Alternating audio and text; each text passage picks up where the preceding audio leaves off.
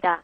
하지만 사건을 담당하고 있는 영등포경찰서 형사과 황장준 경위는 오전에도 유가족 측과 연락을 해왔다며 이를 반박했습니다. 네, 김현주 PD가 확보한 현장 CCTV 파일 얘기를 해보도록 하죠. 이미 보도된 CCTV 영상은 원본을 촬영한 화면이었죠. 이번에 뉴스K가 확보한 건 원본입니까? 네, 원본 파일입니다. 국민TV 취재진이 오늘 정오쯤 영등포구 여의도동 유니온타워 빌딩에서 찍힌 사건 당일 CCTV 원본 파일을 확보했습니다. 지난 17일 새벽 0시 20분부터 1시까지 40분 분량의 파일입니다. 사건이 일어난 곳은 서울 여의도에 있는 KBS 별관 뒤편 시티은행 근처인데요. 현장 주변에는 5개 정도의 CCTV가 있었지만 사건 당시 현장을 제대로 비추고 있었던 것은 하나뿐이었습니다. 이후 세월호 가족대 측이 박주민 변호사, 원재민 변호사, 그리고 사건 당시 현장에 있었던 유가족 한상철 씨와 함께 3시간가량 화면을 꼼꼼히 살펴봤습니다. 네, 원본 파일에서 새롭게 확인된 사실이 있습니까? 화면을 보시면 처음에는 새정치민주연합 김현 의원과 말싸움이 붙은 대리운전 기사의 모습이 보입니다. 이후 대리운전 기사와 유가족 측의 실랑이가 벌어지지만 사람들이 싸움을 말리고 대리운전 기사는 뒤쪽으로 빠집니다. 여러 사람이 싸움에 가담했을 때도 대리운전 기사는 뒤쪽에 빠진 채로 있었습니다. 많은 언론이 사람들이 떼지어 움직이는 장면을 유가족들이 대리운전 기사를 폭행하는 장면이라고 보도했지만 이는 사실과 달라 보입니다. 또 유가족들이 누군가를 때리는 장면도 나오지만 동시에 맞는 장면도 화면상으로 확인할 수 있습니다. 함께 CCTV를 분석한 가족대책위 측 변호사들은 확보한 CCTV 내용을 조금 더 분석한 뒤 내일쯤 입장을 발표하겠다고 밝혔습니다. 김현 의원도 현장에 계속 있었던 것으로 확인됐죠. 네, 김현 의원 측은 몇몇 언론에 폭행 시비가 벌어졌을 당시에는 유가족 한 명과 조금 떨어진 곳에서 이야기를 나눴고 싸움이 벌어진 장면은 제대로 보지 못했다고 주장해왔습니다. 하지만 CCTV 화면에는 폭행 시비가 있었던 시간대에 김현 의원의 모습이 여러 번 등장합니다. 이에 대해 김현 의원은 몸싸움이 벌어졌을 당시에 화면에 잡힌 모습은 대리운전을 부르려고 지나간 것이었고 사건이 어느 정도 종료됐을 때 김병권 위원장을 격리시키려고 한 적은 있었다고 취재진에게 설명했습니다. 저희 국민TV가 CCTV 원본 파일을 확보한 후에야 경찰도 원본 파일을 가져갔다고 들었습니다. 그게 사실이 맞습니까? 네, 사실입니다. 국민TV 취재진이 CCTV 원본을 확보하고 분석을 완료한 오후 3시 30분까지 경찰은 CCTV 원본을 확보하지 못한 상황이었습니다. 어제 방송에 나온 화면들은 경찰에서 확보한 것이 아니라 각 방송사에서 카메라로 CCTV 화면을 찍어간 것들이었습니다. 화면을 분석하고 있는 취재진에게 자신들도 화면을 보고 수사를 진행해야 한다며 빨리 나와달라고 독촉하기도 했습니다. 이후 경찰은 오후 3시 30분부터 약 1시간가량 과학수사대까지 불러가며 CCTV 조사에 들어갔습니다. 어제 새벽 1시에 사건 현장에 도착한 경찰이 신고 후 40여 시간이 지나서야 CCTV 원본을 확보한 것입니다. 네, 사건의 진상과 별개로 김병권 위원장 등 가족대책위 집행부 9명 모두가 책임을 지고 어제 물러났습니다. 그리고 오는 일요일 새 집행부를 구성하기로 했더군요. 9명 임원을 다 구성할 수 있겠습니까? 일요일에 열리는 유가족 총회에 참석하겠다고 밝힌 세월호 유가족 김종기 씨는 9명의 임원을 새로 구성하는 데는 무리가 없다고 말했습니다. 또 학부모 추천을 받는 등의 방식으로 총회가 이뤄질 것이라고 밝혔습니다. 하지만 9명의 임원을 모두 새로 구성한다 해도 언론 대응 등을 담당하는 역할을 제대로 하는 데는 조금 시간이 필요해 보입니다. 네, 진도에 있는 실종자 가족들에게 군청에서 체육관에서 나가라 이런 요구를 했다는데 이것도 사실입니까? 아직까지 확인된 바 없습니다. 범정부 사고대책본부 대변인실 관계자는 대책본부는 물론이고 진도군청 등 어느 쪽에서도 그런 말이 나간 적이 없다고 밝혔습니다. 하지만 가족대책위의 유경근 전 대변인 등 몇몇 유가족들은 이 소식을 듣고 사실 확인을 위해 오늘 진도로 내려갔습니다. 가족대책위 측은 오늘 오후 6시쯤 현지에 도착해 현재 회의를 하고 있는 상태입니다. 지금까지 국민TV 뉴스 김현주입니다. 자, 봤어? 대리기사가 맞는 거 봤어? 언론에서 대리기사를 폭행하는 장면이라고 대리기사를 폭행하는 장면이라고 보여줬던 장면은 대리기사가 없었어. 웬 지나가는 놈들이 유가족을 두들겨 패는 장면이었던 거야. 이게 지나가던 놈들, 누군지 모르는 신원불명의 놈들이 나타나서 유가족들을 두들겨 팬 거예요. 그래가지고 그 유가족이 폭행을 당한 거야. 그래서 이가 부러졌는데, 이가 부러지면서 다친 건 유가족이라 그랬더니 또 이 종편에서 무슨 거짓말을 했어. 다쳤다는 유가족이 담배 피는 모습이라고 영상을 내보낸 거 아니야. 다쳤다는 유가족 알고 보니 자작극이다. 멀쩡하게 담배 피는 모습이다. 이러면서 영상을 내보냈다며. 거기에 대해서 봅시다. 세월호 유가족의 대리기사 폭행 사건으로 유가족들도 다쳤지만 사건을 덮기 위한 자작극이라는 주장이 일부 언론과 SNS를 통해 유포되고 있습니다. 이가 6개나 부러졌다는 사람이 버젓이 담배를 피웠다는 주장과 관련된 사진이 나돌고 있습니다. 뉴스K가 취재한 결과 해당 사진이 찍힌 시점은 이를 다치기 전이었음을 확인할 수 있었습니다. 현장 목격자와의 인터뷰를 통해서는 이들이 곤경에 처한 약자를 돕기 위해 사건에 개입했다는 사실과 이후 대리기사는 뒤로 빠진 상황에서 이들과 유가족들 사이에 또 충돌이 있었다는 사실을 함께 확인했습니다. 김현주 PD가 취재했습니다. 지난 17일 새벽 0시 44분 무렵의 상황입니다. 어제 원본이 공개된 CCTV 화면에서는 사람들이 벽에 가려져 있지만 같은 시각 또 다른 CCTV 화면 귀퉁이에 멀리 잡힌 장면에서는 흐릿하게 남아 사람들이 몰려있는 모습을 볼 수 있습니다. 대리기사를 오래 기다리게 한 문제로 시작된 실랑이가 수십 분간 이어지면서 지나가던 시민들까지 모여든 상황입니다. 갑자기 동작들이 커집니다. 최초의 폭행이 이뤄진 시점으로 추정됩니다. 유가족으로 보이는 사람이 발길질을 하려다 넘어지는 모습도 화면상으로 볼 수 있습니다. 길 건너편에서 이 상황을 지켜보던 시민이 길을 건너오는 모습도 확인할 수 있습니다. 언론의 목격자로 보도된 시민입니다. 이 목격자는 길 건너편에서 싸움이 일어난 것을 보고 도움을 주기 위해 접근했다고 말합니다. 과연? 목격자가 길을 건nom과 동시에 유가족으로 보이는 사람이 어떤 사람을 데리고 한쪽으로 이동합니다. 그리고 한두 차례 가격하는 장면이 이어집니다. 목격자는 세월호 유가족이 대리기사를 때리는 것을 봤고 자신의 친구가 이를 말리기 위해 유가족 손을 잡았더니 유가족이 이를 쳐냈다고 말했습니다. 다만 대리기사가 생각보다 많이 다치지는 않았음을 경찰로부터 확인했다고 전했습니다. 생각보다는 안 나왔다라는 식으로 얘기를 하는데 저는 개인적으로 전화는 안 해서요. 잘 모르겠고 그냥 일단 입원은 하셨어요. 입원하셨고 일단은 왜 입원한 거야? 이 영상은 상황이 잠시 진정됐을 때 목격자가 휴대전화로 촬영한 화면입니다. 하지만 얼마 지나지 않아 다시 싸움이 벌어집니다.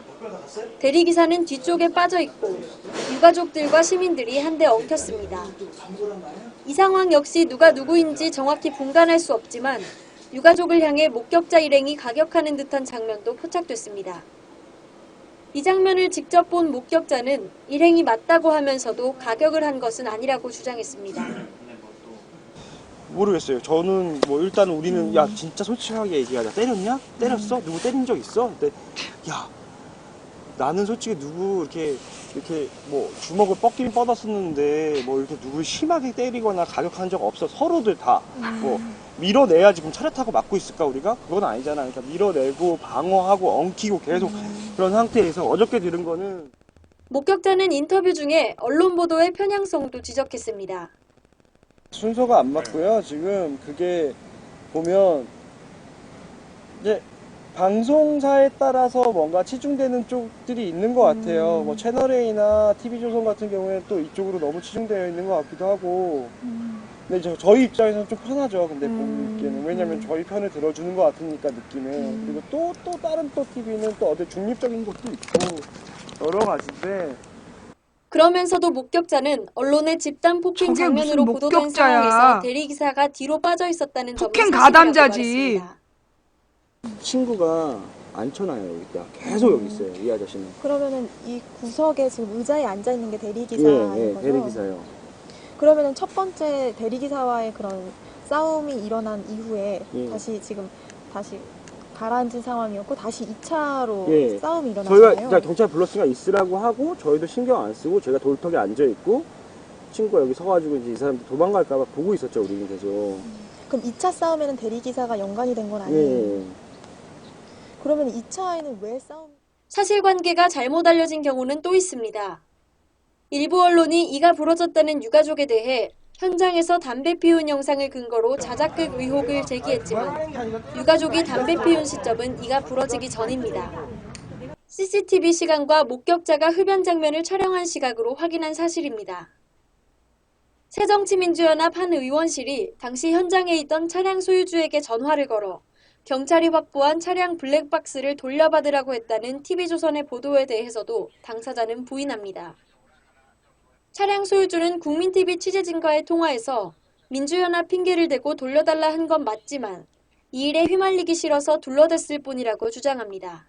새정치민주연합에서 뭐 연락이 와요? 내가 그냥 둘러치기로 해가지고 내 거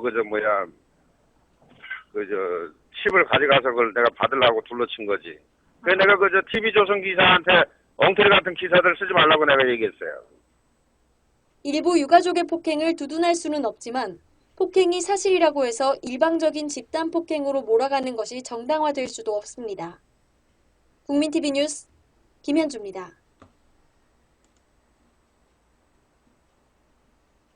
자, 그러니까 사건의 진실은, 예?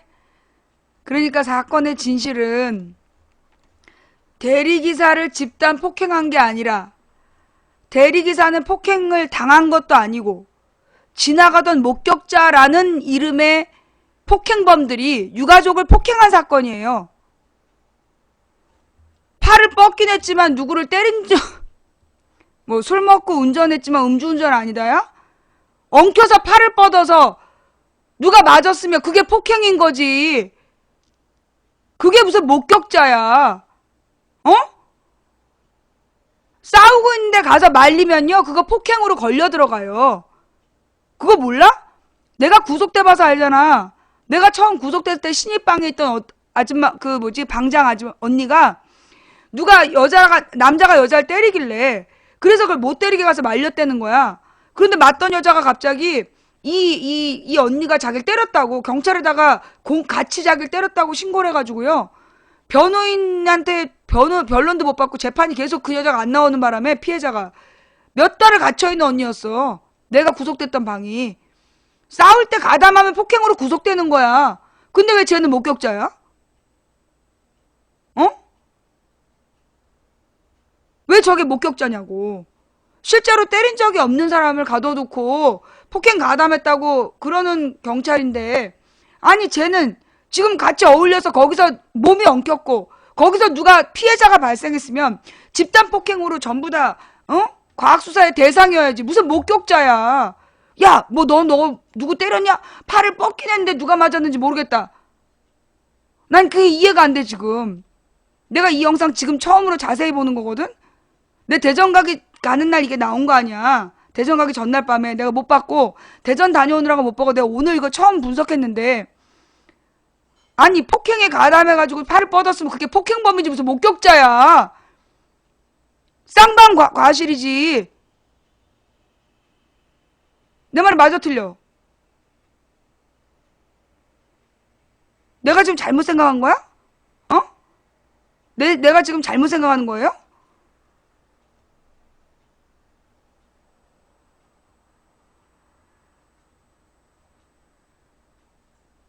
기본적으로 김현 의원이 실수한 건 맞아. 저 사람들이랑 같이 여의도에서 같이 밥 먹고 술 먹은 건 잘못이야. 그러나 세월호 유족은 밥 먹고 술 먹으면 안 돼? 술 먹고 그러면 음주운전 했어야 돼? 대리기사를 불러야지. 자, 여기서 지금 또 하나 빠진 거 있는데 대리기사가 명함을 안 줬다며. 대리기사가 와가지고 자기가 모르고 왔다. 그러니까 이거는 뭐 30분을 기다리는 게 핵심이 아니라 안산은 못 간다. 여기서 시비가 붙었다며. 그래서 김현 의원이 내가 비용을 낼 테니까 안산까지 가라라고 압력을 넣었고 거기에 대리기사가 못 간다 그러면서 일이 커진 거라며. 말이 맞아요? 여기서 김현 의원이 명함을 주고 가라고 설득하는 장면이 나왔고 그래서 이 대리기사가 이걸 사람들에게 알렸다. 그런데 문제는 그 대리기사가 그러니까 식당에서 부른 대리기사가 아니라며. 그게 지금 서울신문 뉴스인데요. 이 서울의 소리? 얘네들은 믿을 만한 언론인지 잘 모르겠어. 서울의 소리 보도 내용을 보면 볼게요.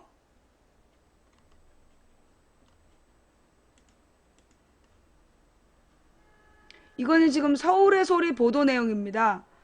이 서울의 소리 보도 내용이 맞는지 틀리는지, 예, 이거는 그 추가 보도가 있어야 될 것 같아요. 세월호 대리기사 사건, 순수한 대리기사 맞나?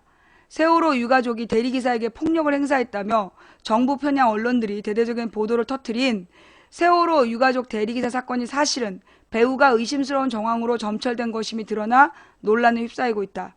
대리기사를 30여 분 이상 기다리게 하면서 사건이 시작되었다고 세간에 알려져 있지만 실제로는 대리기사는 거의 기다리지 않았다는 것. 게다가 탑승자들이 자신이 세월호 유가족임을 밝힌 적이 없음에도 대리기사는 대한민국 국회의원이 유가족이나 술이나 먹으러 다니고라며 이미 탑승자가 세월호 유가족임을 알고 있음을 암시한 부분도 의혹을 증폭시킨다.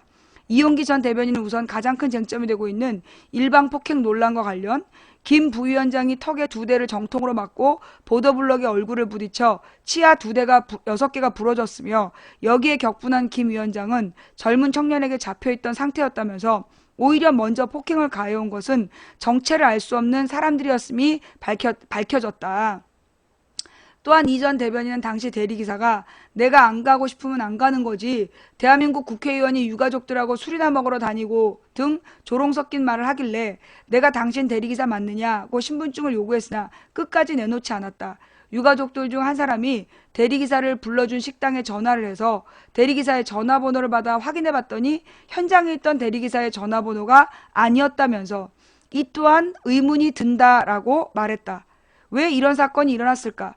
일각에서는 그간 국정원 등에 의해 조작된 간첩사건과 아직도 정확한 진상이 밝혀지지 않은 금강산 박왕자 사건을 거론하며 누군가의 이익에 의해 만들어진 사건의 가능성을 제기하고 있다. 실제 이 뒷부분은 박왕자 씨 이야기랑 금강산 이야기고요. 자, 이거 내가 대리기사 맞냐 그랬지? 어? 대리기사 맞냐라고 물어봤잖아.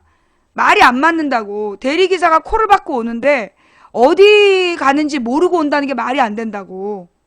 그리고 지금 식당에서 부른 전화하고 온 대리기사하고 다르다는 거. 전화번호가 다르다는 게 결정적인 것 같아요. 그죠? 예. 그러면서 지금,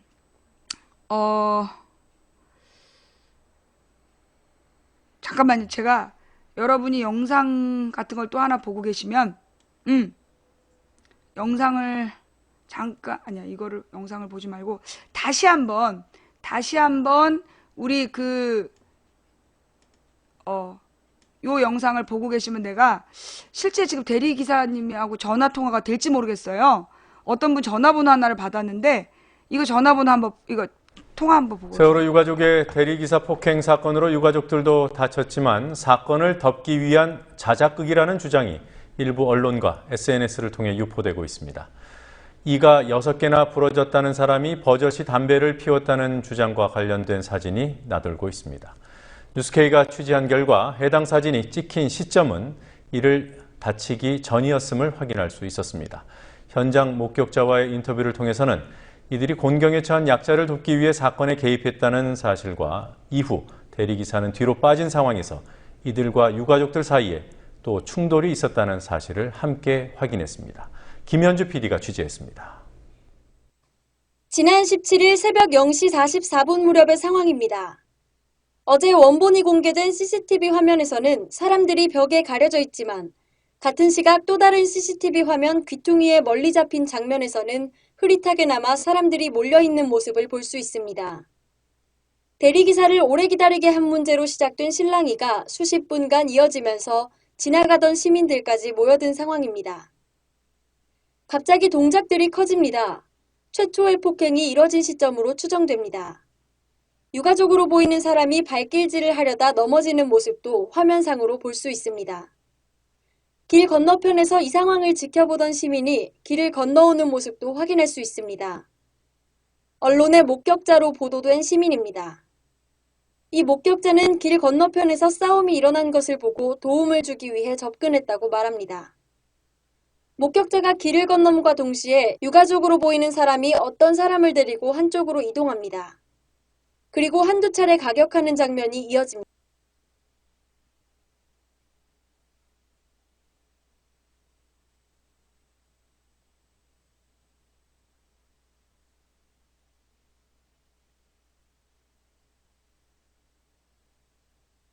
여보세요? 예, 예. 네네. 지금 현재 그 대리기사 업무와 관련된 일을 하시는 거 맞죠? 예, 맞습니다. 예. 정확한 회사 명칭은 밝히지 마시고 실명도 얘기하지 마시고요. 어떤 일, 어떤 종류의 일을 하시는지 말씀 부탁드립니다. 직접 현장에서 대리운전도 하고요. 네. 그리고 대리 회사도 운영을 하고 있습니다. 대리 운전도 하시고 대리 회사도 운영하신다. 예. 자, 그러면 이번 사건에 대해서는 좀 들어보셨습니까? 대리기사 폭행 사건에 대해서는 들어보셨나요? 관심이 있죠. 왜냐면 어쨌거나 기사 업무와 관련돼 있으니까 네. 관심이 있게 보고 있죠. 네. 네. 그럼 이번 사건에 대해서 어떻게 보시는지요? 저희가 궁금한 건 대리기사가 와서 현장에 와서 어디 가는지 모르고 왔다. 이런 말이 가능한지. 그리고 아마 뭐 그런 얘기는 좀 지역적인 얘기 같아요. 지어낸 얘기요? 배차를 받으면 어디 가는지 알고 오는 거거든요. 잠시만요. 그러니까 예, 다시 한번 정확히 반드시 대리기사님 오실 때는 어디 가는지 알고 오신다는 거죠? 그럼요. 최소한 목적지는 알게 돼 있죠. 출발지 목적지 가격은 표시돼 있거든요. 혹시 모르고 오는 경우는 없나요? 오죠. 그러니까 혹시 모르고 오는 경우는 없다는 거죠? 모르고 오는 경우는 본인의 업무 미숙이지 모르고 오는 경우는 없죠. 그래요. 혹시 다른 목적지가 변경될 수도 있는데 네. 어쨌거나 최초의 목적지는 표시되죠. 그래요. 그렇다면 또 하나는 식당에서 연락을 받은 대리기사 번호가 있는데 그 네. 번호가 아닌 다른 대리기사가 올 수도 있나요? 식당에서 대리기사가 강원 바닥에서 뺄까 영업하는 사람 아니잖아요. 왜냐하면 불특정 다수인 고객이 어디로 가는지 어떻게 알고 올 수 있나요? 이게 불가능한 얘기예요. 그것 또한 불가능한 얘기다. 전화번호가 다른 사람이 올 수 있다. 가능하다면 예. 다른 내용을 가지고 있는 거지. 어떻게 기사가 저분이 손님이다 아니다를 어떻게 판단할 수 있나요? 전혀 가능하지 않는 얘기예요. 그러니까 지금 이 상황 이번에 그분이 어디를 가는 손님인지를 전혀 알 수가 없는데 네. 어떻게 특정하게 내가 어디 가시는 손님 맞습니까? 이런 얘기를 할 수가 없잖아요. 그러니까 대리기사가 와서 첫째 네. 목적지를 모르고 올 수 없다. 또 네, 그럼요. 다른 기사가 오는 것도 말이 안 되고 번호 연결이 안 되는 것도 말이 안 되고 세 번째로는 그럼요. 그런 건 쓸 수 없는 얘기인데 세 번째는 무슨 와서 납득이 안 가는 얘기죠. 예, 세 번째는 와서 못 간다라고 거절할 수가 없다. 못 간다라고 거절할 수는 있는데 네. 충분한 사유가 있어야 될 거고요. 예. 그다음에 요금을 충분히 준다는데 안 가겠다 그러는 건 납득이 안 가죠. 그러니까 요금을 충분히 주겠다는데도 안 간다 그러는 거는 납득이 안 되고. 요금을 준다는데 가기 싫다. 네. 글쎄, 그거는 일반적으로 상식적으로 대리기사들 사이에 참 잘 안 맞는 얘기죠. 잘 안 맞는 이야기다. 가기 싫으면 처음부터 안 가면 되는 거지. 예. 그랬다가 나가기 싫다. 네. 대기 요금을 주겠다. 그런데 가기 싫다. 좀 석연치 않아요. 있을 수 없는. 그러면 이제 이런 식으로 여의도에서 안산까지가 꽤 먼 거리인데 혹시 네? 장거리라서 대리기사님이 거절한 건 아닐까요? 오히려 그걸 좋아하는 기사님들이 계세요. 네, 그리고 장거리를 좋아하는 기사님과 장거리를 좋아하는 기사님이 구분되기도 하고 혼재되기도 하는데요. 네. 요것만 맞으면 대한민국 어디든지 가는 게 기사입니다. 설령 제주도를 가자 그래도 네. 가는 겁니다. 요것만 맞으면. 그래요. 요금이 안 맞으면 결정 뭐 거정할 수 있는 거죠. 그래요. 자, 그렇다면 지금 이번에 이 사건을 대리기사의 업무에 직접 종사하시는 분으로서 이게 지금 앞뒤가 안 맞는 사건이다라고 저희들은 보고 있는데 사장님 생각은 어떠신지요? 저도 조금 미심쩍은 부분이 있는데요. 네. 조금 미심쩍은 부분이 있는데 그걸 저희들이 해명할 부분은 아닌 것 같거든요. 그렇죠. 아마 실질적으로 조사 들어갈 때 그 기사님이 실제로 배차 받았나 안 받았나는 네. 그 당시에 전화 거신 분이 있을 거예요. 네. 그 거신 분이 그 기사님한테 배차됐나 안 됐나를 네. 이 시킨 주문한 대리회사에 네. 확인 요청하면 확인 가능합니다. 그렇죠. 그러니까 식당에서 그 대리회사로 전화를 했을 것이고 그러면 네. 그 대리기사님한테 연결해주는 회사에서 통화 기록이 있을 거니까 그것만 확인하면 아주 배차 기록이 있어요. 배차 기록이. 배차 기록. 배차 기록이라는 게 조작될 수도 있습니다. 언제든지 수정이 가능하거든요. 네. 그러나 수정했다 손치더라도 네. 프로그램사의 로그 기록을 보면 수정했다 안 했다가 다 나와요. 아, 프로그램상 로그 기록을 보면 수정도 프로그램사의 로그 기록을 보면 이 대리기사 배차 프로그램의 프로그램사의 로그 기록을 살피면 네. 전산상에는 그게 다 나옵니다. 그래요. 네. 그러니까 일단 통화 내역하고 배차 기록을 확인하면 네. 이 사람이 진짜 여기 대리기사였는지 사람인 기사인가 아닌가는 충분히 밝혀지죠. 그렇군요. 알겠습니다. 사장님 이제 바쁘신 시간에 지금 한참 바쁘실 시간인데 통화해 주셔서 대단히 감사드리고요. 저희가 또 네. 제가 내일 지나서 모레쯤 다시 한번 네. 보충으로 전화 통화를 부탁드릴 수도 있습니다. 가능하시겠습니까? 뭐 언제든지 하십시오. 그럼 제가 잠자는 시간만 빼고 하십시오. 네, 알겠습니다. 대단히 감사합니다. 네. 네, 수고하십시오. 예. 네. 자. 이게 이제 망치 부인이 대리 기사를 해본 적이 없어서, 예, 망치 부인이 대리 기사를 해본 적이 없어서 내가 대리기사님 불러본 적은 있지만, 해본 적이 없어서 그 막연한 추측만 갖고 얘기했었는데 맞죠? 그죠? 예, 실제로 대리기사 하시는 분들이 이건 말이 안 되는 사건이다. 대리기사가 어디 가는지 모르고 와서 돈을 주겠다는데도 안 간다 그러고 뭐 이렇게 대기 비용도 싫다 그랬다는 게 말이 안 된다. 예. 그리고 지금 이 사람이 식당에서 전화한 전화번호하고 안 맞는 사람이다. 누구냐? 여기에 대해서 밝힐 좀 필요가 있을 것 같고요. 그 김현 의원의 그 팩트TV 인터뷰 내용은 어떤 내용인가요? 그 김현 의원이 지금 팩트TV랑 인터뷰한 내용이 어떤지 제가 잘 모르겠는데 지금 이제 뭐 자기는 폭행 사건이 있을 때 없었다라고 얘기했다가 이 CCTV에는 등장한 거 아닙니까? 처음부터 끝까지 거기 있었다라는 게 보여진 거고 그렇다면 김현 의원의 말을 다 우리가 믿을 수 있는 상황이냐? 이건 잘 모르겠어요. 자, 그러면 이거는 김현 의원 인터뷰가 아니라 그 유가족 인터뷰니까 한번 볼게요.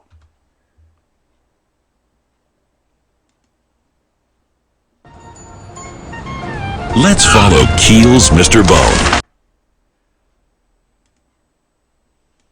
김현 의원도 이제 발끈을 한 거지. 왜 당신들 누군데 이걸 명함을 낚아채냐? 그랬더니 뭐 지나가는 시민인데 뭐 어쩌고 하면서 그걸 명함을 낚아챈 거예요. 그래 뭐 스킵이 됐지? 기사는 기다릴 시간이 거의 없습니다. 어저께 이제 그 식사를 마치고 이제 의원님하고 같이 둘이 이제 나왔어요. 나와서 대기사가 대기하고 있더라고요. 근데 대기하고 있는데 이제 김현 의원님이 이제 알려진 분이니까 이 대리기사가 그 알아보더라고요. 먼저. 그러더니 뭐 특별한 이유 없이 가지 않겠다는 거예요. 그래서 김현 의원님이 그러시는 거예요. 아, 왜 그러시냐고 좀 비용을 더 드리면 안 되겠느냐고 이런 식으로 얘기를 하시는 거예요. 그랬더니 안 간다는 거예요. 그래서 아니 왜 특별한 이유 없이 안 가는 이유가 없지 않느냐. 돈도 더 주겠다고 하는데 왜 했더니 그렇게 얘기를 했어요. 그랬더니 이 사람이 아니 내가 안 가고 싶으면 안 가는 거지 뭘 그걸 그러냐고 하면서 그 의원님한테 조롱 섞인 얘기를 하는 거예요. 대한민국 국회의원이 유가족들하고 술이나 먹으러 다니고 이런 식으로 조롱을 하는 거예요. 그래서 내가 옆에서 발끈을 했거든. 당신 대리기사 맞느냐? 어떻게 대리기사가 우리가 일반적인 사람들은 의원이라 하면 예의를 차리는 것이 기본적인 건데 이게 너무 무리하지 않느냐? 내가 그랬어요. 그래서 뭐 옥신각신 하다가 이제 내가 응? 당신 신분증 한번 줘봐라. 그러니까 안 줘요. 그러니까 김현 의원이 먼저 신분증을 딱 준 거야. 줬는데 어느 순간 나타나는 젊은 애들이 그 신분증 명함을 낚아채버린 거예요. 그래서 내가 김현 의원도 이제 발끈을 한 거지. 왜 당신들 누군데 이걸 명함을 낚아채느냐? 그랬더니 뭐 지나가는 시민인데 뭐 어쩌고 하면서 그걸 명함을 낚아챈 거예요. 그래서 뭐 걔들하고 내가 잡았거든 여기를. 잡고서 당신 신분증 줘봐라. 당신이 대리기사인지 일반적인 대리기사는 이런 식으로 하지 않는다. 자꾸 해서 옥신각신 하는 중에 옆에 있는 우리 위원장이나 부위원장들이 다른 그 젊은 애들하고 또 이제 시비가 붙은 거예요. 반대편에서. 네, 나는 그래서 거기에서 뭐 폭행이 일어났는지 잘 못 봤거든. 그래서 김 의원이 폭행을 못 나하고 봤다는 김현 의원하고 거구나. 그 대리기사는 같이 이렇게 해서 이제 그 얘기 중이었는데 갑자기 김용기 부위원장이 바닥에 그냥 널브러진 거예요. 이 얼굴이 그냥 정면으로 보드블럭에 이렇게 했다고. 이게 너무 놀래가지고 내가 부축하고, 근데 얼굴이 그냥 이빨이 나가고 얼굴이 상당히 많이 부서졌더라고. 맞았냐고 했더니 2대를 정통으로 턱을 맞았다는 거야. 그렇게 된 거예요. 어저께 이제 그 상대방들이 뭐 경찰이 뭐 자기들이 뭐 신고를 했다고 그러는데 뭐 우리도 뭐 좀 경찰이 뭐 당연히 뭐 신고를 할 생각이었어. 근데 우리 저 위원장이나 부위원장이 너무 많이 다쳐가지고 경찰의 조사를 받을 계제가 아니었었어요.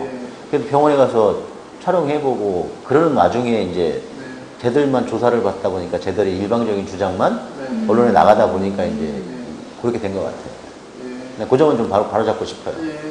그건 나는 못 봤어요. 나가 떨어진 것만 내가 확인을 했지. 누가 때렸는지는 내가 못 봤어. 내가 봤을 때는 그 김영기 위원장이 부위원장이 맞고 떨어지니까 김병건 부위원장도 격분을 했거든. 격분을 해가지고 막 쫓아와서 이렇게 이제 주먹을 날린 것 같은데 김병건 위원장이 이렇게 한 거를 또 누가 말렸어요. 젊은 사람이 꽉 잡고 있었거든.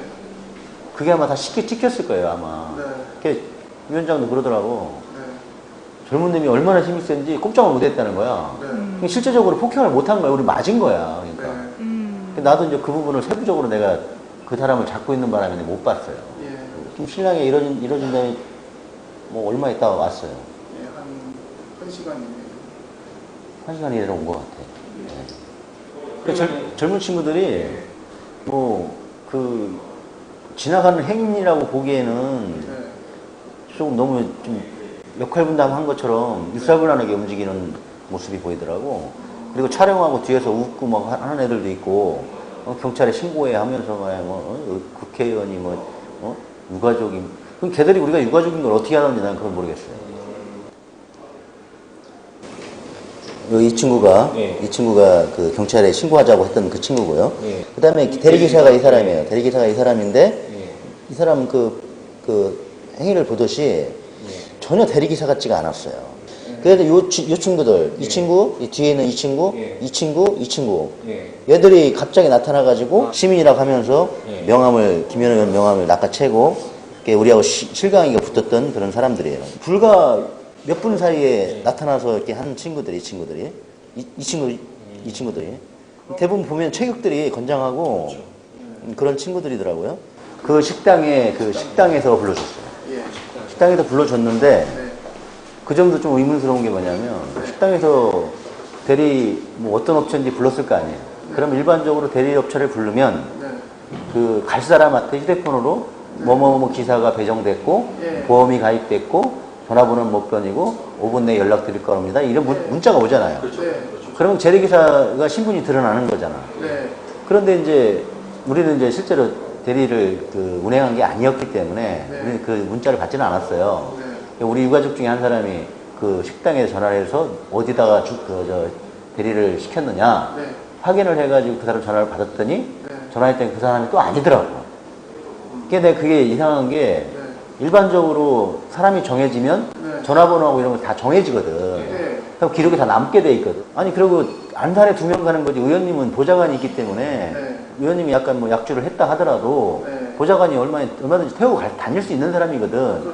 근데 우리가 가야 되니까 차를 2대를 부른 건데 의원님한테 뭐 못 가겠다 뭐 30분을 기다렸다 터무니없는 얘기죠. 나오자마자 바로 시비가 붙은 건데 전혀 사실과 다르게 그 사람들이 주장을 한 거예요. 어저께 경찰서에 조사를 받는 사람들이 이 사진에 찍혔던 사람들인지는 내가 확인을 못했어요. 만약에 틀린 사람이라면 문제가 좀 될 수 있는 있죠.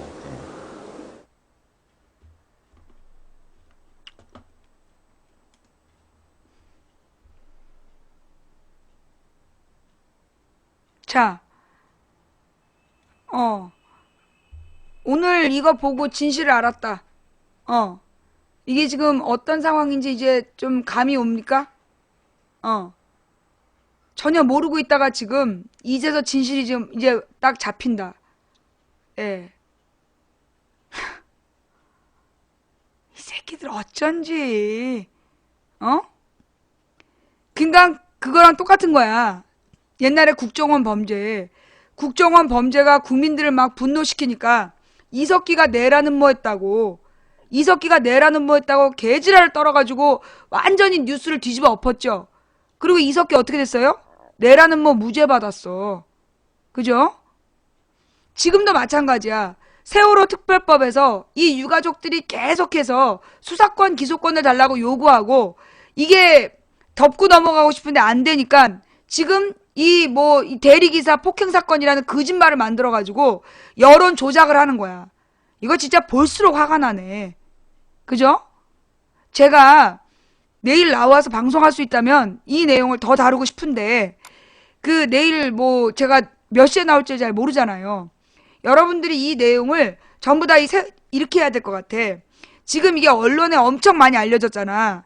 여러분들이 여러분의 카톡에 갖고 있는 주소들한테, 카톡은 공짜잖아요. 인터넷 연결되는 곳에서 이 영상 3가지, 뉴스K 영상 2개하고 이 세월호 유가족 인터뷰 내용하고 요점 정리를 간단하게 해가지고 카톡 홍보물을 만들어. 카톡의 진실을 알리는. 예. 그래서 그 내용을 페북이나 카톡으로 여러분들이 좀 돌려주세요. 전체 카톡으로. 전체에게 다 뿌려줘. 그래서 좀 진실을 좀 알려주시는 작업들을 좀 해주셨으면 좋겠어요. 예. 제가 아까 이 주소가, 여러분들 지금 이 주소, 이거 우리 자료실에다 올라와 있죠? 자료실에다가 요거 3가지를 누가 좀 3가지, 뉴스K 2개하고 지금 이 팩트TV 인터뷰하고 3가지 주소를요, 3가지 주소를 자료실에 게시물로 올려줘.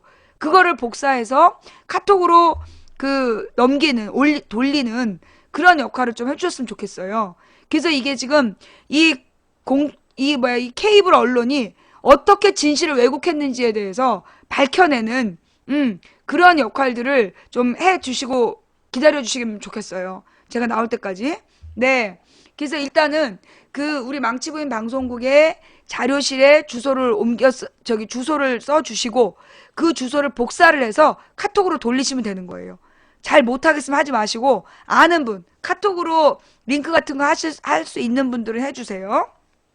그리고 한 가지 제가 사과를 해야 될 것 같아. 나는 김현 의원이 거짓말한 줄 알았어요.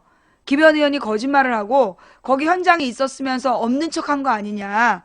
그래서 내가 되게 화가 났단 말이야. 그런데 이거 보니까 김현 의원은 지금 보니까 이게 이렇게 나눠져 있는 곳이잖아. 이렇게 기역자로 나누어져서 이쪽에서 대리기사하고 부대변인하고 김현 의원은 왜 안 가겠다고 그러는 거냐 얘기를 하는 거고 싸움은 이쪽에서 난 거잖아요. 그러니까 못 봤다는 말이 성립이 되는구만. CCTV로 나오네. 현장에 계속 있었다라고 얘기를 했는데 현장에 계속 있긴 있었지만 싸움이 나는 장면 자체는 못 봤다는 게 말이 되는 거잖아요. 김현 의원한테 사과를 해야 될 것 같아. 나는 김현 의원이 거짓말하는 줄 알았는데 이런 상황이라면 당연히 골목 저쪽에서 일하는 일 여기서 어떻게 하냐고. 그죠? 예. 죄송하다는 말씀 드립니다. 김현 의원님께 죄송하다는 말씀, 제가 오해했다는 말씀 드리면서 일단 이 문제는요. 여러분 우리 이석기 때도 사실 워낙 언론에서 그렇게 얘기하니까 우리가 다 믿었잖아. 솔직히 작년에 이석기가 내라는 거라 해서 나도 막 욕했잖아. 그 석기가 문제라고 그러면서. 그래서 막 욕을 했잖아요. 그런데 나중에 내라는 뭐 무죄 나왔어.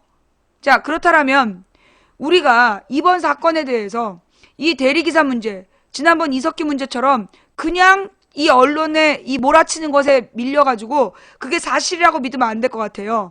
정확하게 아니 이게 무슨 목격자야. 폭행범이지 어떻게 목격자야. 대한민국 진짜 웃긴다. 지나가는 행인들이 달려서 지금 유족들을 일방 폭행을 한 거 아니야. 일방 폭행을 해서 이를 6개를 부러뜨려 놓고 담배를 폈다. 자작극이다. 이씨. 어디서 이런 개소리를. 가해자가 목격자네. 목격자가 가해자야. 목격자인 척하는 가해자. 이거 잡아야 되겠구만. 나는 김현 의원의 잘못은 왜 유가족이랑 그 여의도에서 술 먹고 밥 먹었냐. 그게 잘못이라고 봐. 대리운전 기사를 부를 만큼 왜 술 먹고 밥 먹었냐. 그거는 매우 조심성 없는 행동이었다. 근데 이게 김현 의원이 이게 좀 내가 알아보니까 사람이 그렇게 조심성 있는 사람은 아니래요. 조심성 있는 사람은 아닌데 좀 정이 많다더만. 정이 많고 이렇게 그 사람들이랑 어울리는 거 좋아하고 좀 그런 스타일이래. 그래서 왜 이렇게 좀 냉랭하고 뭐라 그러나 왜 보통 이제 여자들은 좀 새침하잖아. 좀 그런 게 없고 어디 나가서 일단 머리 이렇게 들이받고 꼭 껴야 되는 그런 사람이래요. 그래갖고 이런 시비가 있으면 반드시 거기 끼는 사람이래. 한마디로 누가 무슨 일 당하고 있으면 꼭 끼어든대. 꼭 끼어들어갖고 뭔 일이냐고 막 설치고 그래가지고 언젠가 그러니까 김현 의원이 이 낚시에 걸리기 쉬운 사람이었다 그러더라고. 그쪽 동네에서는 이런 사람은 걸려들기 쉽다. 언젠가 걸릴 수 있다. 덫에 걸리기 쉬운 스타일이었다는 거야. 그래서 사람이 좀 남을 안 믿고 조심하고 주의하는 그런 게 있어야 돼. 난 아무도 안 믿잖아. 우리 시청자들이 나한테 너무 잘해주면 의심하잖아. 근데 이제 김현 의원은 그런 게 없는 거야. 워낙 좀 조심성이 없고 아무나 덮어 믿어버리고 그리고 그냥 아무 생각 없이 저 세월호 유가족 고생했다고 밥 사고 술 사고 철이 없는 거지. 그러니까 이게 너무나 좀 쟤네들이 얼마나 이 못돼 처먹은지를 모르는 거야. 그러니까 이번에 이제 당한 것 같아요. 김현 의원은 그렇게 당한 것 같고 본인의 책임은 분명히 있지만 아니 세월호 유가족 집행부에 밥 사고 술 사면 위법이냐? 세월호 유가족한테 고생하고 나라도 밥 사고 싶어. 단식한다 그래서 밥을 못 샀지. 밥 사고 술 사고 싶어서 한번 밥 사고 술 산 게 그렇게 잘못이야? 그리고 대리기사 폭행 사건? 이 개놈 새끼들아. 이게 무슨 대리기사 폭행 사건이야. 유가족 폭행 사건이지. 어디서 피해자를 받고 이씨. 자, 그래서요. 요 이야기. 그 다음에 이제 또 하나는 이 문희상 부분이야. 시간이 벌써 10시인데 나는 여러분 내가 언제 대전 가는 날 아침에 뉴스를 보니까 문희상 비대위원장이 세월호 수사권 기소권 줄 수 없다. 그건 불가한 얘기다라고 얘기를 해서 여야가 대화에 물꼬를 띄웠다는 뉴스를 내가 분명히 봤거든? 근데 그게 가짜라며. 문희상이 세월호 수사권 기소권을 그거는 불가한 얘기다. 그렇게 얘기해가지고 여야의 혼풍이 불고 있다는 뉴스가 나왔다는 거야. 그래서 내가 열받아가지고 트위터에다가도 뭐라고 썼냐면 누가 막 선수가 뭐 중요하냐고 나한테 계속 시비를 걸길래 문희상 봐라. 오선 의원이니까 저렇게 수사권 기소권 반대하는 거 아니냐. 그래서 4선 이상 안 된다라고 내가 확 받아쳤어요. 근데 그게 장문이래. 그 뉴스 봤어요, 여러분? 프레시안 기사인데요. 이거는 이제 프레시안이라는 언론에 나온 기사 내용입니다. 예. 문희상 수사권 기소권 재검토 장문이야 장문. 자, 장문이란 얘기는 뭐냐면 누가 지어낸 말이라고. 그런 얘기죠. 문희상 신임 비대위원장이 자신이 세월호 사고 진상조사위원회에 수사권 기소권을 부여하는 방안을, 잠깐만 얘네들 또 작업 들어오니까, 새정치민주연합의 문희상 신임 비대위원장은 자신이 세월호 사고 진상조사위원회에 수사권 기소권을 부여하는 방안을 재검토해야 한다고 언론 인터뷰에서 말한 것으로 알려진 데 대해 장문이라며 강력 부인했다. 유가족과 언론의 반발을 의식한 것으로 보인다. 문 위원장은 19일 오후 당 소속 국회의원, 광역단체장, 시도당 위원장 합동회의에 참석하기 전 기자들과 만나 재검토라는 보도에 대해 다 무효다라며 자기들 뜻에 끼워 맞춘 일종의 장문이라고 주장했다. 문화일보는 문 위원장이, 이게 문화일보에서 주장한 거였구만. 문 위원장이 인터뷰를 통해 야당은 진상조사위에 수사권 기소권을 부여하는 방안에 현실적 어려움을 깨닫고 이를 재검토해야 한다고 말했다고 보도했다. 문화일보가 이렇게 보도한 거야. 근데 이게 말은 아다르고 어다르다며 나는 기본적으로 수사권 기소권을 할 수 있고 위헌도 위법도 아니라고 보지만 문제는 옳다 그르다가 아니라 여야의 합의 문제라는 것이 인터뷰에서 했던 말의 취지였다고 해명했다.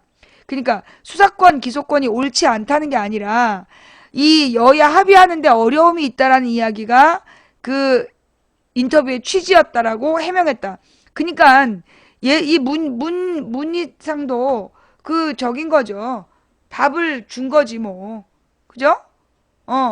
그러니까 이렇게 애매한 말을 하니까 선명해야 돼. 정치인은 선명한 발언을 해야 되는데 여야 합의의 문제다 이런 식의 얘기를 하니까 장문을 쓰고 소설을 쓰지. 내가 옛날에 아프리카 방송을 하게 된 이유도 우리 김근태 의원이 말을 조심스럽게 하잖아? 그럼 이걸 가지고 이런 조중동에서 지들 멋대로 막 써대는 거야. 그럼 욕을 바가지로 먹었어. 그래서 내가 이 방송을 연 거예요. 진실을 밝히려고. 문 위원장은 이날 합동회의에서 한 대책위원장직 수락연설에서 현재 국회의 당면 급선무는 세월호 특별법 제정이라며 비대위는 원내대표와 함께 유족과 국민적 동의를 얻을 수 있는 세월호 특별법 제정을 위해서 혼신의 힘으로 전력 투구할 것을 다짐한다고 했다. 그는 세월호법의 본질은 진상규명에 있다. 세월호 참사의 해결 없이 단 한 발자국도 나갈 수 없는 것이 명백한 현실이라며 유족들이 최소한의 양해를 구할 수 있는 안이 나와야 된다고 생각한다고 강조했다.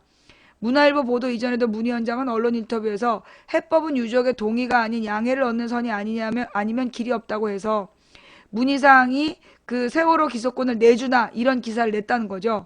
수사권 기소권 문제에 대해 유가족의 의견과는 다른 방안을 찾는 게 아닌가 하는 관측이 나왔었다. 한편 이날 합동회의에서 문 위원장이 비대위원장에게 지명됐음을 당 사무 회의에서 참석자에게 보고했고 쓸데없는 블라블라블라 박영선 객관적 여건은 점점 어려워지고 있지만 세월호법을 만들기 위한 노력은 멈출 수 없다. 진상규명을 위해 꼭 필요한 조항이 온전히 살아있는 법을 만들기 위해 시간이 많지 않지만 최선을 다해보겠다라고 말했다. 여러분 이거 알고 있었어요? 이 뉴스 봤어요? 이 뉴스를 봤어요?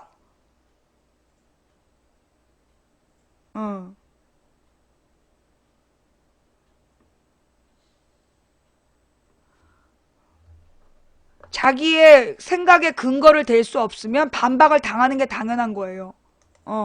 김현 의원이 잘못했다라고 썼으면 왜 잘못했는지 써야지. 왜 나의 생각을 얘기하면 항상 반박하나요?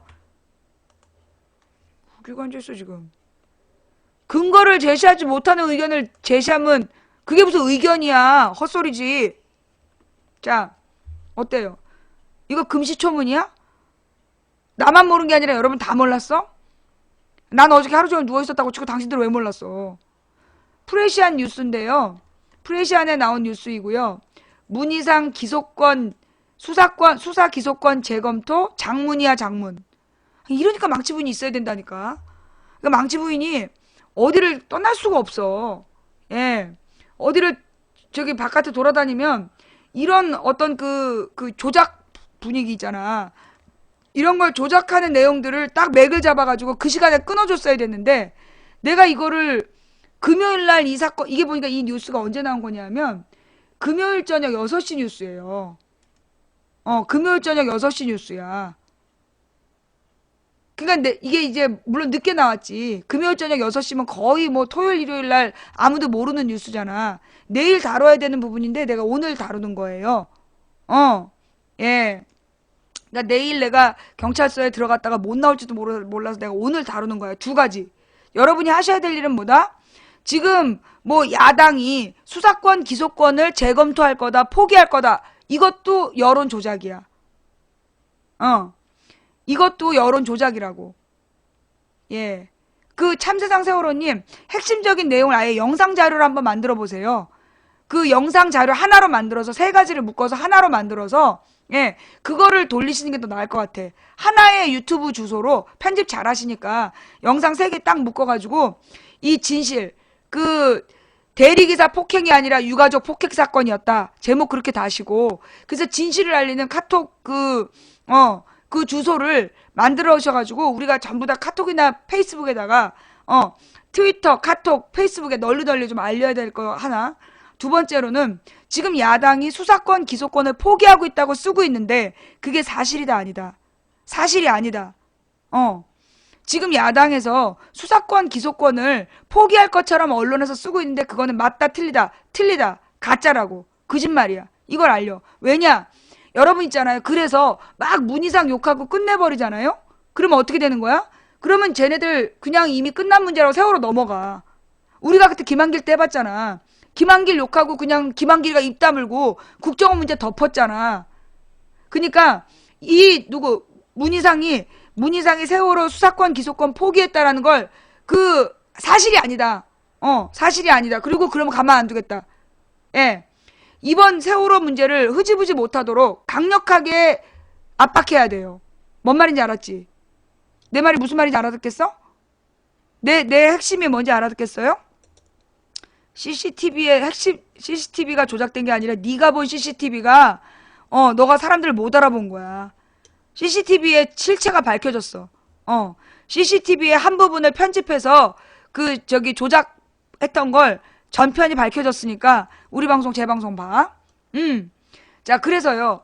이 박영선이나 문희상이나 이런 새정치연합의 지도부가 눈치 살살 보면서 뒤로 물러나려고 후퇴하려고 이런 걸 보고 뭐라 그러냐면 그걸 뭐라 그러더라?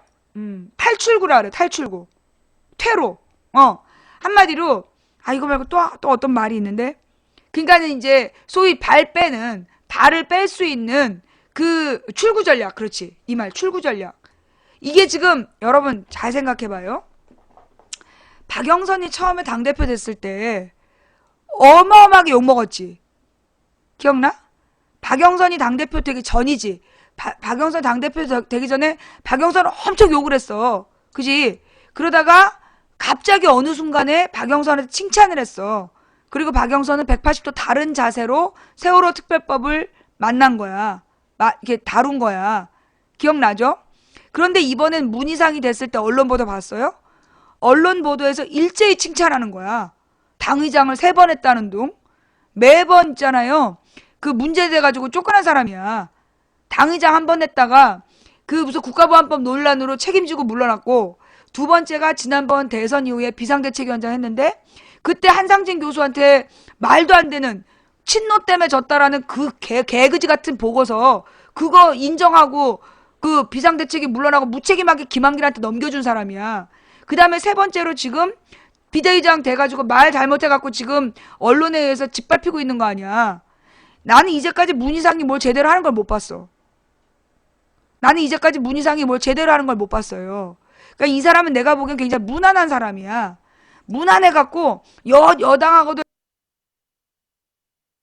잘 지내고 각 개파하고도 잘 지내고 그러면서 그냥 좋은 게 좋은 사람이 지금 필요한 시점이 아니에요. 문희상이 됐든 누가 됐든 똑바로 국민 편에 서서 싸우지 않으면 다음 선거 없어. 어차피 문희상 5선이라서 난 다음에 공천 주지 말자는 주장이야.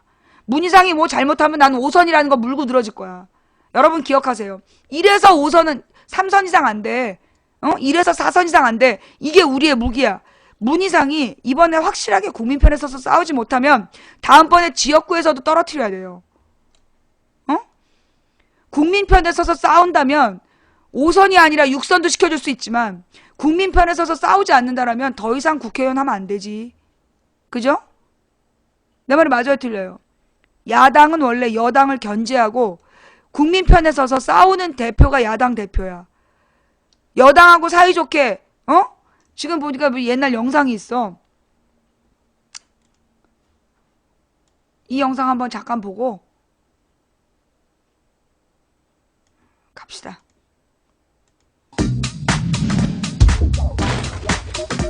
박지원이 무슨 공격을 해. 적당히 하고 합의 보는데.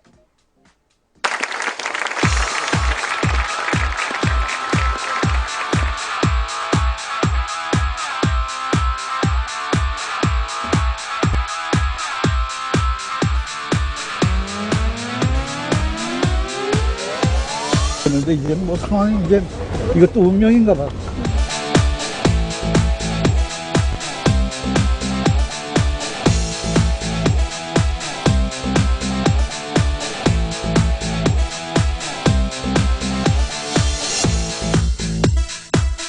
어떻게 하면 더 좋은 정책이 되냐 하는 거 가지고 이제 토론을 하고 앞으로 그런 정치를 할 수 있도록 예. 의장님하고 저하고 예, 그런 예, 약속을 예, 판단했습니다. 약속이에요, 약속. 예, 이거 안 잘 지키시면 지내. 누구하고나 무난히.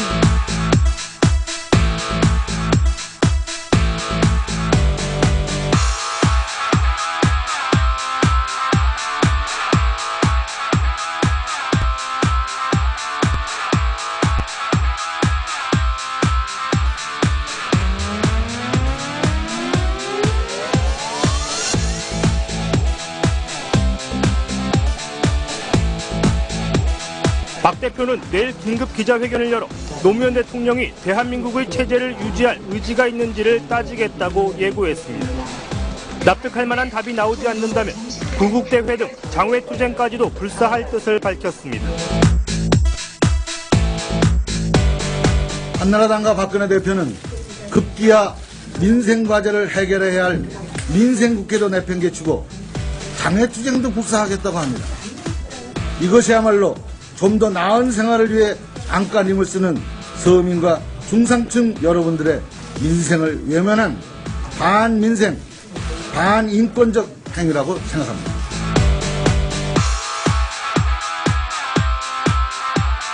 지금 시급한 민생 법안은 전혀 심의되지 않고 있습니다. 의회 민주주의는 실종되고 민생도 경제도 뒷전으로 밀려났습니다. 자기가 하면 어떤 것도 장외투쟁이 되고. 국민보다 민생보다 우선할 수는 없습니다. 저는 지금 상황에서 최선의 방법은 여야의 합의안을 하루속히 통과시키고 국민 전체의 민생을 돌아다 보는 것입니다. 민생과제를 해결해야 할 민생국회도 내팽개치고 민생보다 민생을 외면한 우선할 수는 반민생. 이것도 운명인가 봐. 자, 나는 이 문희상 대표가 되니까 뭐 돌아온 포청천 이러면서 띄우는데 되게 재수없어. 생긴 거가 포청천이지 내용이 포청천 아니야. 난 이제까지 문희상 대표가 뭐 그렇게 눈에 띄는 어떤 결단력을 가졌다라는 걸 못 느껴봤어요. 예. 나는 내가 제일 불만이었던 게 문희상 대표야. 왜냐하면 그 5선 의원으로서 5선 의원이 많지 않아. 5선 의원으로서 국정원 싸움 작년에 뭐 했냐고. 작년에 아무 말도 안 했어. 올해 세월호 싸움이 이 지경이 됐는데 이제까지 아무 말 안 했어. 그러다 이제 나왔거든요. 나는 똑바로 이번에 못 싸우면, 이번에 똑바로 세월호 싸움에 대해서 특별법 못 얻어내면 나는 문희상 의원 정치 그만해야 된다고 봐. 선수만 올라가면 뭐하냐고. 싸워야 될 때 안 싸우는데. 그죠? 이번에 내가 볼 때 문희상 의원 마지막 기회라고 보고, 이번에 이 문희상 대표가 제대로 세월호 특별법 못하고 또 여당에 질질 끌려다니고 박근혜한테 끌려다닐 거면 정치 그만해야지. 난 이번에 무슨 비대위원장으로 비상대책위원으로 문재인, 박지원, 인재근 그리고 또 누구야? 정세균 뭐 이러면서 굉장히 이제 중진 의원들이 전면 배치됐어요. 그 이제 뭐라 하나 어떤 개파의 수장급들로 비대위를 꾸렸는데 그래서 어떤 당내 반발을 관리하고 가는 스타일로 지금 비대위를 운영할 것 같아. 그런데 나는 분명히 해야 된다고 생각해. 이번에 비대위 된 사람들, 이번에 비대위원이 된 사람들이 이번에 세월호 특별법에 대해서 여당에게 계속 질질 끌려다니는 모습을 보면 새누리당과 박근혜가 먹을 욕 이번에 이 중진 의원들이 다 먹는 거야. 박지원, 문재인, 인재근, 전부 다 한 배에서 다 망하는 거야. 정세균 다 죽는 거야. 똑바로 해야 돼. 똑바로 안 하면 다 죽어요. 자, 그래서 이 세월호 특별법은요, 여당과 야당의 싸움이 아닙니다. 불의와 정의의 싸움이고, 국민과 부패한 권력의 싸움이에요. 뭐요? 세월호 특별법은 여당과 야당의 싸움이 아니야. 부정한 세력과 정의로운 세력의 싸움이고, 부패한 권력과 국민의 싸움이야. 이건 당을 떠나서 정의를 바로 세우고 악한 권력을 무찌르는 문제야. 그러니 이걸 똑바로 못하고 방향을 잃는다면 나는 우리 동네 국회의원도 나는 국회의원 할 자격 없다고 봐요. 인재근 의원도 똑바로 못할 거면 그만둬야 된다. 정치 그만해야 된다고 봐. 문재인도 마찬가지야. 언제까지 착한 사람 할 건데. 정세균 의원도 마찬가지야. 현실적 한계 얘기하지 말라 그래. 이번에 비대위 뭐 여야의 협상을 해야 되고 현실적 한계가 있다? 씨발 박근혜는 옛날에 협상 안 했어. 안 하고 끝까지 고한 여자야. 내가 볼 때 그때 박근혜는 말도 안 되는 걸로 끝까지 고하고 집권을 했어. 이번 문제는 야당이 끝까지 고했을 때 국민이 선택해 주는 거야. 야당이 살 수 있는 마지막 기회야. 그런데 이 마지막 기회에 또 여당에게 끌려다닌다면 나는 이번 2016년 총선에서 야당은 정말 50석도 못 거칠 거라고 봐. 자, 지금까지 오늘 망치 부인이 굉장히 짧은 시간 방송에서 죄송한데요. 네, 굉장히 짧은 시간 방송에서 죄송한데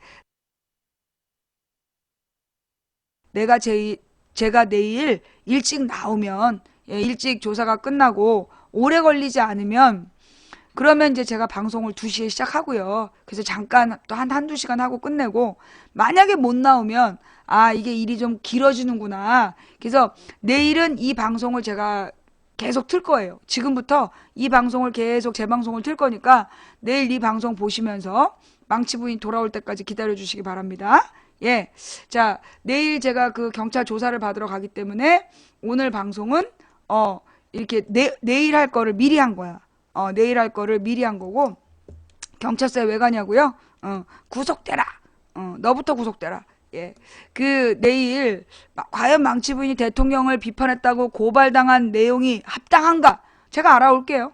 가서 볼게요. 보고 정말로 내가 잘못했다면 처벌받겠죠. 정말로 내가 나도 모르게 뭐 잘못한 게 있으면 처벌받겠지만 내 기억에 나는 헌법에 보장된 국민의 권리를 행사했어. 언론의 의무를 다했고 국민의 권리를 행사했어요. 나의 직업이 뭐냐고 많은 사람들이 물어봐요. 법원이 나한테 언론인이라고 합디다. 그러면 언론인에게는 우리 사회교과서에 나왔던 언론의 의무가 있어요. 언론은 정치 권력과 경제 권력을 감시하고 비판할 의무가 있다. 언론은 중고등학교 사회교과서에 나와 있어요. 언론은 정치 권력과 경제 권력을 감시하고 비판할 의무가 있다. 의무란 게 뭐야? 반드시 해야 된다는 거예요. 또 국민은 민주정치의 발전을 위해서 정치 권력과 경제 권력을 감시하고 비판할 권리가 있다. 권리. 그러면 나는 한 사람의 국민으로서 정치 권력과 경제 권력을 감시할 권리가 있고 감시하고 비판할 권리가 있고 언론인으로서 잘못을 잘못이라고 지적할 의무가 있는 사람이야. 나한테 징역 8개월 때릴 때 언론인으로서 의무를 다하지 않았다며. 이제 언론의 의무를 다하려고 교과서에서 나온 의무를 다하는 거야. 이걸로 날 처벌한다면 난 전 세계 민주주의자들이 가만히 있지 않을 거라고 봅니다. 대한민국 민주주의의 사망선고를 받는 거라고 보고요. 내일 경찰 조사 성실하게 받겠습니다. 저는요. 내가 싸워서 이겨야 될 대상은 잘못된 정치 권력이라고 보지 일선에서 조사하는 경찰이 무슨 죄입니까? 저는 일선에서 조사하는 경찰에 대해서는요. 예의를 다합니다. 검찰 수사관이나 검사나 경찰이나 만나보면 다 누군가의 아버지고 누군가의 남편이야. 그런 사람들하고 왜 싸워? 나는 경찰에서 요구하면 친절하게 응답하고 가서 친절하게 조사받고 그럽니다. 그리고 그 사람들도 외부 압력에 의해서 어쩔 수 없이 나를 또 기소한다면 또 검찰 가서 또 친절하게 조사받는 거야. 그리고 법정에 서서 내가 유죄 판결 나면 난 세계적 스타가 되는 거야. 그때 여러분들이 교황님께 부탁해서 꼭 친필편지 써달라고 부탁해 주세요. 아셨죠? 자, 지금까지 도봉구 창동사는 불량주부 망치부인이 보내드린 일요일 밤의 시사수다방. 원래 내일 할 방송 오늘 한 거예요. 그러니까 내일까지 계속 이거 보면서 기다려주시면 제가 돌아와서 어떻게 돌아왔다라고 알려드릴게요. 아, 이렇게 후원해주신 여러분 대단히 감사합니다. 굉장히, 나 요즘에 근데 진짜 내가 마음이 좀 힘들어. 뭐가 힘드냐 하면, 제가 지금 원래 우리 방에서는 별풍선 제한이 있잖아요. 101개부터 벙어리. 옛날에는 10개까지만 봐주고 11개부터 벙어리였단 말이야. 근데 내가 이제 그때 문용식 사장한테 욕먹고 100개까지는 못 본 척 했는데, 이제 지난 한 주일 동안 제가 별풍선 제한을 풀고 너무 마음이 불편해요. 아, 도대체 이렇게 별풍선을 받는 사람들은 그걸 어떻게 참을까? 근데 이제 제가 보통 소송이 들어가면 1심, 2심, 3심까지 해서 한 3천만 원 들더라고요.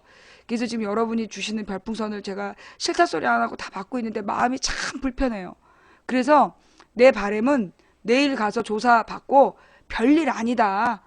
너무 하찮은 일이라서 그냥 수사가 종결될 것 같다. 그런 느낌이 나오면 바로 나오자마자 별풍선 제안을 다시 합니다. 그 얘기 하고 싶어. 내가 진짜 이렇게 별풍선 많이 받는 건 나한테 정말 체질이 아닌 것 같아. 제발 내일 별일 아니라는 결론이 나서 별풍선 제안을 다시 살릴 수 있는 그 시간이 되기를 바랍니다. 하여튼 잘 조사받고 올 테니까 걱정하지 마시고요. 아유, 별일 아니야. 내가 작년에도 여러 번 조사받았다니까.